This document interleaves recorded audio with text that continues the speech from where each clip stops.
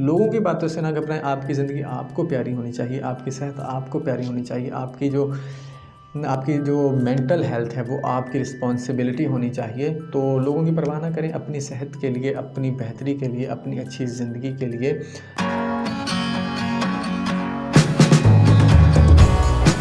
तो अभी आपको बताया कि डिप्रेशन बेसिकली होता क्या, इसकी डेफिनेशन क्या है। अब आपको बताएंगे कि डिप्रेशन को लेके कुछ जो मिथ्स बनी हुई हैं लोगों की, जो गलत फहमियाँ हैं डिप्रेशन के बारे में, वो क्या क्या हैं।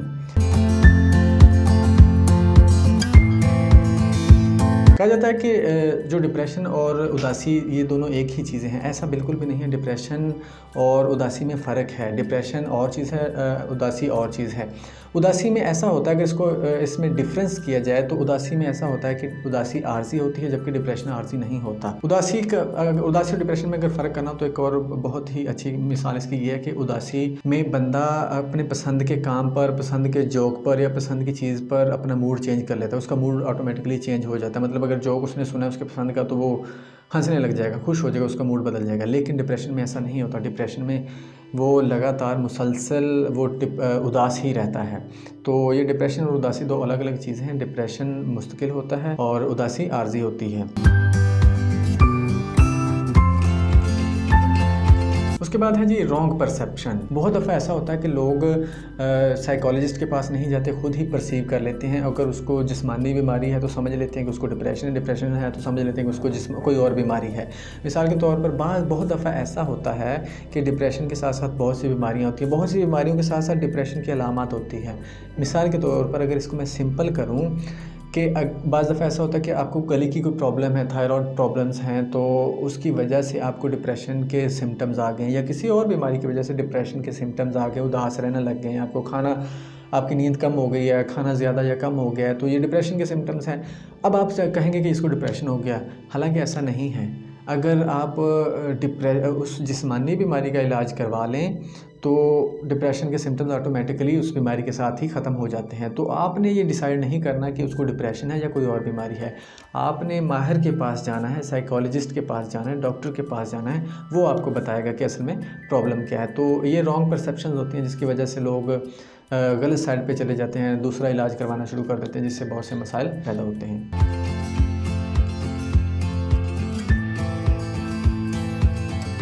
जी, ये भी कहा जाता है कि सिर्फ़ कुछ ख़ास लोग ही इसका शिकार होते हैं। कहा जाता है कि वीक लोग इसका शिकार हो सकते हैं, या बहुत मोटे लोग इसका शिकार हो सकते हैं, या बहुत गरीब लोग इसका। ऐसा बिल्कुल भी नहीं है। डिप्रेशन एक ऐसी बीमारी है जो किसी को भी किसी भी स्टेज पर हो सकती है। ना इसमें कोई वो गरीब देखती है, ना अमीर देखता है, ना उसने औरत ना मर्द को देखना है। ये मर्द को भी हो सकता है, औरत को भी, बच्चे को भी, बूढ़े को भी, अमीर को भी, गरीब को भी, किसी को भी हो सकता है। ये इसमें कोई पाबंदी या कोई इसमें हद मुकर्रर नहीं है कि ये सिर्फ़ ख़ास लोगों को होता है। ये हर किसी को हो सकता है। आप लोगों ने वो सुना होगा, इंडियन एक्टर जो है सुशांत सिंह, उसके पास किस चीज़ की कमी थी? उस बंदे ने भी डिप्रेशन की वजह से ख़ुदकुशी की है। तो बताने का मकसद ये कि डिप्रेशन किसी को भी हो सकता है, ये ख़ास लोगों को नहीं होता। Family history.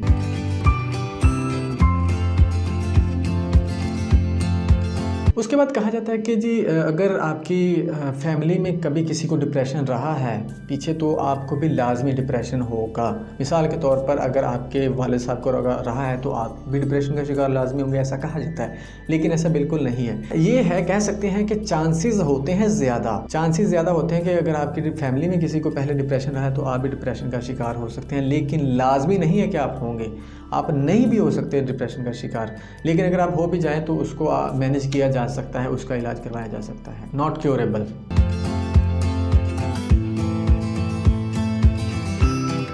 बहुत से लोग कहते हैं कि जो डिप्रेशन है इसका इलाज नहीं हो सकता, ये काबिल इलाज बीमारी नहीं है। ऐसा बिल्कुल नहीं है। डिप्रेशन एक काबिल इलाज बीमारी है। मैंने पहले भी बताया कि 80 से 90% लोग इलाज के बाद, सेशंस के बाद ख़ुद को अच्छा फ़ील करते हैं, बेहतर फ़ील करते हैं, ठीक फ़ील करते हैं। तो ये एक काबिल इलाज बीमारी है। अगर आपको लगे कि आपको डिप्रेशन है तो लाजमी आपको माहिर के पास जाना चाहिए ताकि आप इसका इलाज करवा सकें। और अगर आपको फ्यूचर में कभी दोबारा से इसका एक्सपीरियंस हो तो आप इसको किस तरह से मैनेज करेंगे, ये भी आपको एक साइकोलॉजिस्ट बताता है।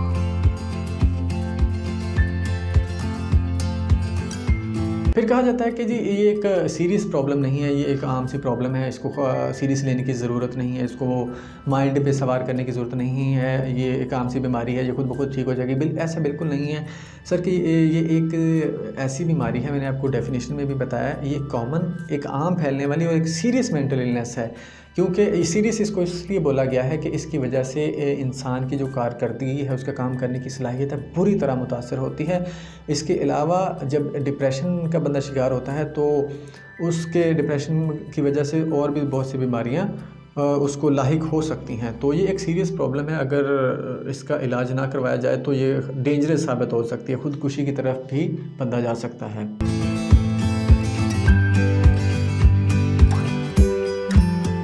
फिर कहा जाता है कि जी का हल सिर्फ मेडिकेशन है, मेडिसिन्स ही इसको ठीक कर सकती है, मेडिसिन से ही बंदा इसको मैनेज कर सकता है। ऐसा बिल्कुल नहीं है। 3 लेवल्स होते हैं डिप्रेशन के, mild, moderate and severe depression. जो माइल्ड एंड मॉडरेट होता है वो आपको साइकोथेरेपी से, मतलब टॉकिंग थेरेपी, उसको बातों के ज़रिए ही दूर किया जा सकता है। बाज़ दफ़ा मॉडरेट जो होता है वो भी साइकोथेरेपी यानी कि बातों के ज़रिए जो साइकोलॉजिस्ट आपको देता है थेरेपी, जिसको टॉकिंग थेरेपी या बातें करना भी कहते हैं, उससे ठीक हो जाता है। लेकिन जो सीवियर डिप्रेशन होता है उसके लिए आपको लाजमी मेडिसिन्स लेना पड़ती हैं साथ साथ आपको साइकोथेरेपी लेना पड़ती है। तो ये साइकोथेरेपी के ज़रिए भी इसका इलाज करवाया जा सकता है और मेडिकेशन भी इसमें रोल प्ले करती हैं। लेकिन अगर ऐसा कहा जाए कि सिर्फ मेडिसिन से ये हल होता है, ऐसा बिल्कुल नहीं है।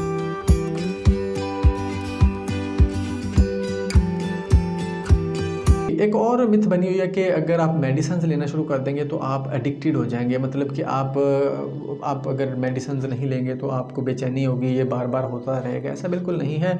जैसे कहा जाता है कि अगर एक बंदा नशा लेना शुरू कर दे तो वो एडिक्टेड बन जाता है, तो वो बार बार फिर नशा छोड़ नहीं सकता। इसी तरह से डिप्रेशन के बारे में बोला जाता है कि अगर आपने एक दफ़ा मेडिसिन लेना शुरू कर दी तो आप मेडिसिन को छोड़ नहीं सकते। ऐसा बिल्कुल नहीं है। वो मेडिसिन ऐसी नहीं होती कि आप उसके आदी हो जाएँ, आप एडिक्टेड हो जाएँ, ऐसा बिल्कुल नहीं है। जब आप ठीक हो जाते हैं तो फिर आपको मेडिसिन लेने की ज़रूरत नहीं पड़ती।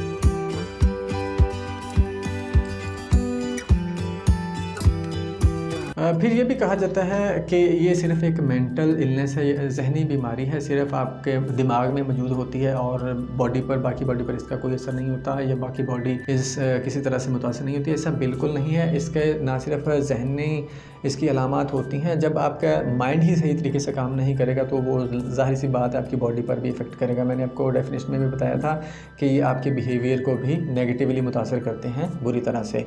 तो ये एक ना सिर्फ ज़हनी बीमारी है बल्कि उसके बाद ये आपके जिस्म पर भी, पूरी बॉडी, दूसरी बॉडी पर भी बुरी तरह से असरअंदाज होती है।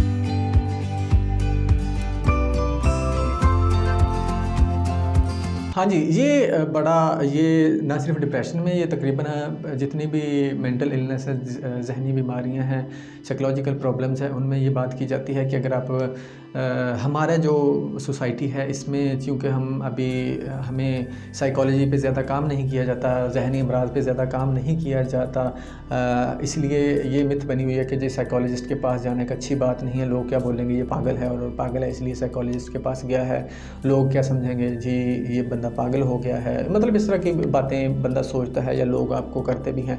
ऐसा बिल्कुल नहीं है जी। साइकोलॉजी, जिस तरह से आप दूसरी जिस्मानी बीमारियों के लिए डॉक्टर के पास भागे जाते हैं और आप कोई शर्म या हेजिटेशन फ़ील नहीं करते, इसी तरह से आपको साइकोलॉजिस्ट के पास जाते हुए भी किसी तरह की कोई हेजिटेशन फ़ील नहीं करनी चाहिए, कोई किसी तरह की झिझक महसूस नहीं करनी चाहिए, क्योंकि जिस तरह से वो आपका इलाज करते हैं इसी तरह से आप साइकोलॉजिस्ट भी आपका इलाज करते हैं। तो साइकोलॉजिस्ट के पास जाने से ना घबराएं, लोगों की बातों से ना घबराएं। आपकी ज़िंदगी आपको प्यारी होनी चाहिए, आपकी सेहत आपको प्यारी होनी चाहिए, आपकी जो मेंटल हेल्थ है वो आपकी रिस्पॉन्सिबिलिटी होनी चाहिए। तो लोगों की परवाह ना करें, अपनी सेहत के लिए, अपनी बेहतरी के लिए, अपनी अच्छी ज़िंदगी के लिए लाजमी अगर आपको कोई इस तरह का ज़हनी मसला या ज़हनी मर्ज़ लाहिक हो जाए तो साइकोलॉजिस्ट को लाजमी विज़िट करें, उसके पास जाके लाजमी इलाज करवाएं। तो ये थे नाज़रीन आज का डिप्रेशन की डेफिनेशन और इसके बारे में जो मुख्तलिफ मिथ्स बनी हुई हैं, गलत फहमियाँ हैं लोगों की, उसके बारे में हमने बात की। उम्मीद है कि ये आपके लिए ज़रूर फ़ायदेमंद साबित होंगी और डिप्रेशन के बारे में अब आपका नॉलेज पहले से बढ़ चुका होगा। अल्लाह ताला आपका हामी नासर। Thank you so much.